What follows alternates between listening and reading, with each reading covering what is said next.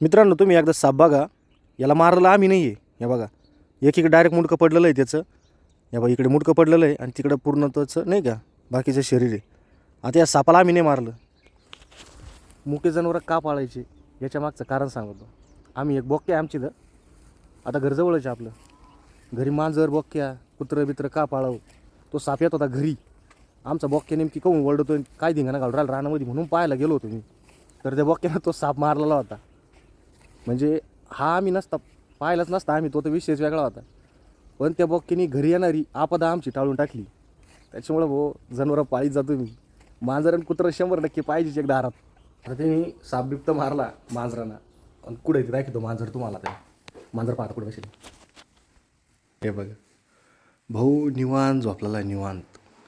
कायचं टेन्शन नाही काय नाही, एकदम निवांत झोपला कॉटवर. तिकडं सापाचा कार्यक्रम करून टाकला, हा झोपला निवांत.